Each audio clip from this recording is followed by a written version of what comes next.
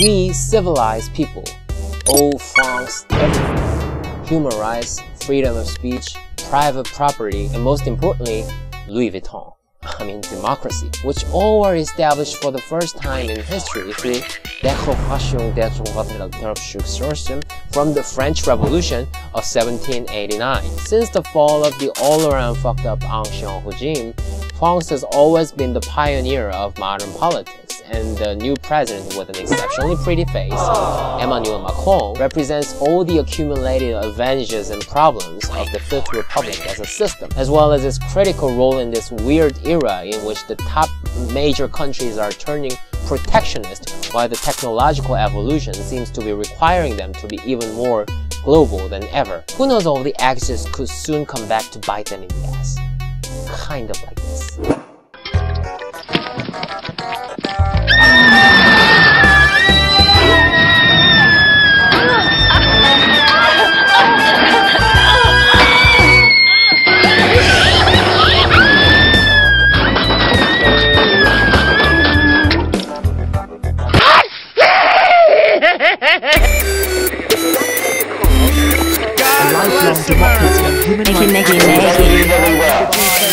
Hi, it's Yongnam. I'm a musician and former journalist from a very reigning cat and dog Seoul, South Korea. My country and France had presidential elections in almost the same period this year. We went to the polls only 2 days after the French people decided the final round, and both elections were all about choosing the generationally critical path at a breathtaking crossroads between the far right and the central left. There are a lot of other things that were very similar between the two dog-loving countries, but I'll talk about this area in the next video. The former Minister of Economy, who started off his bid with only 13 to 17% of approval in November last year, lagging far behind the Who's Rider match between the two pro-Russia, anti-immigration icons of French-style post-Sarkozy neoconservatism, had a very sudden rise in January this year, dramatically replacing the former Prime Minister, whose British wife was involved in the so-called fake job scandal, getting him flower bombed,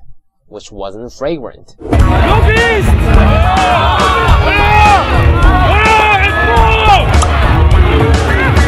So what exactly was the new kid's political advantage? Above anything else, in many people's opinion, a lot. He just chose the best position in the middle when both other sides started sinking. François Hollande, whose approval hit a record low of 4%, we have your sister, not only fucked his presidency up with high unemployment and his affair with an actress, but also put the whole Socialist Party at risk, which resulted in a huge division in the left. What about the right?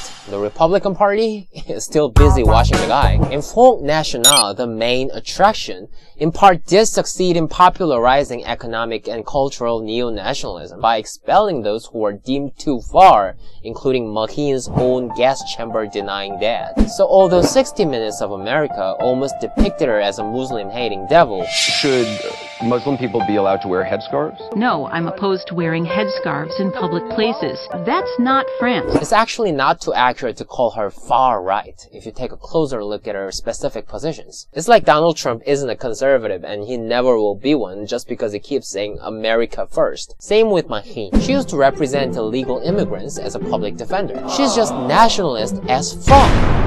As far right. The point is, it's too much of simplification to view the last presidential election as center versus far right. It was more of a tone battle.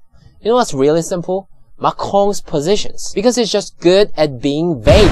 2 years ago, he said he's, quote, neither right nor left, and last year in his book, he calls himself an homme de gauche. On the European Union, he once explained that he's, quote, neither a Europeanist, not a Eurosceptic, or a federalist.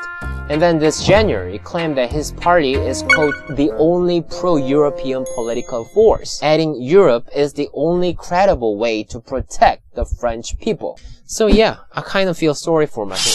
even though I'm personally a progressive. She was just too focused on offering herself as a Trumpian figure, and Macron took the opportunity to gather the trans-partisan forces around her. She's had and continues to have a hard time. There was an arson attempt on her campaign building in April, police raid and charges involving her alleged misuse of EU funds through once again fake jobs. And the police union, who had officially announced that they would block her during the election, even complained that they couldn't keep guarding her home because it's too hot. Poor girl. Oh, and fun fact, we have a famous politician too who I think looks just like her. Even funner fact, she's on the left and opposes homosexuality, because Korea. Anyway, once again, I'm talking about Macron today. He won the second round by 32%, which is a pretty big margin. But this didn't really prove that the people actively supported him, because as I said, he was really lucky. On the other hand, two results show that they just couldn't give a fuck about either of the candidates. First, the turnout was the lowest, and second, the abstentions were the highest, both in almost 50 years, which last happened in 1969 when the situation was similar. No left, a vague populist versus a centrist. Blank and null ballots were almost twice as much as in the previous election in 2012. So to the voters, it's like everyone was waiting for proper interracial gay porn from FrenchTwinks.com or anything, and this popped out.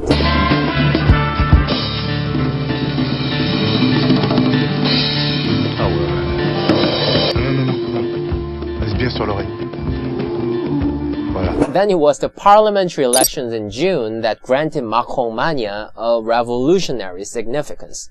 Macron's En Marche, led by Prime Minister Edouard Philippe, went from 0 to winning 350 seats after only 14 months since its foundation. So literally, real quick. It was the biggest win in history since once again the de Gaulle era, in which the pro-European right-wing party won 354. Team Macron's strategy was elaborately planned before at least since February, when François Fillon of the Democratic Movement, he's been a presidential candidate 3 fucking times, announced that he will finally give up this time and offer Macron an alliance because he thought France is, quote, in a situation of extreme risk. Macron almost immediately accepted the proposal, and the rest is the greatest song of our time.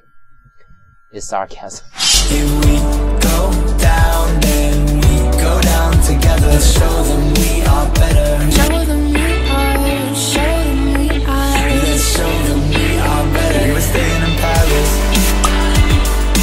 After the presidential win, En Marche added La République to his name for the more Big Tent vibe and meticulously filled their list of candidates with half men, half women, who are mainly newcomer independents. The Honeymoon Baby project was a huge success, weakening the two conservative parties and nearly devastating the socialists. But at the same time, again, the turnout was the lowest in Republic history this time, hitting 42% in the second round, and if you minus the invalid ballots here too, only 38% of the French people even decided to give a shit about the direction of the National Assembly. So yeah, this honeymoon failed to satisfy the vagina with 577 sperms. Twice. Amélie n'a pas d'homme dans sa vie. Elle a bien essayé une fois ou deux, mais le résultat n'a pas été à la hauteur de ses espérances. The Macron phenomenon therefore represents two big fundamental realities of France. First, the people's minds are enormously dominated by political apathy at best if they don't actively despise every single one out there. Second, those who actually support the Macron administration wants hard change as he promised on the campaign trail, domestically, labor, and politics.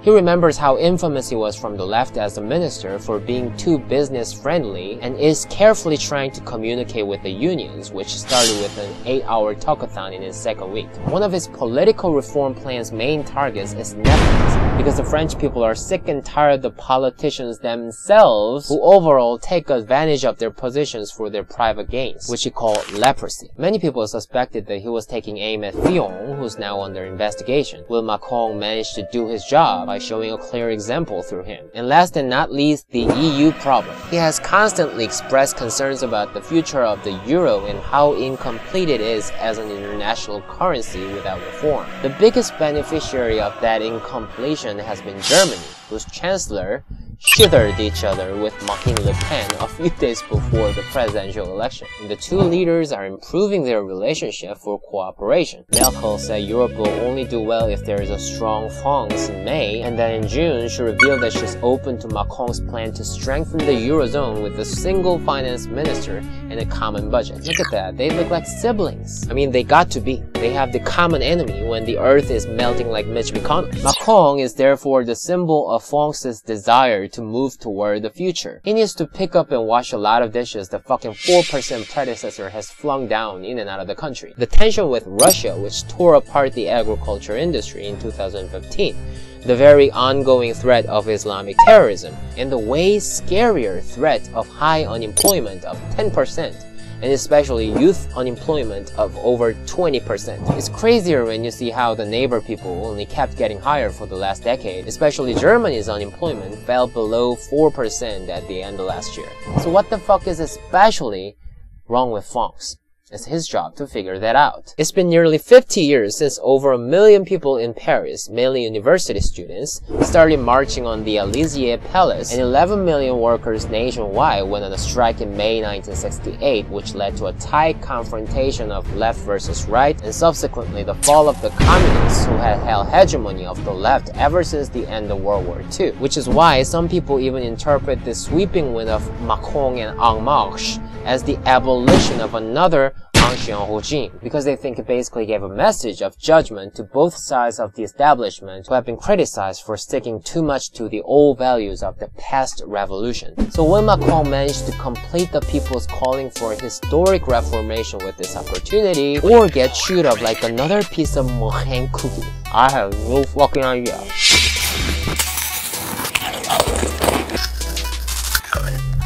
Thank you for watching. Thank you for watching. See you next week.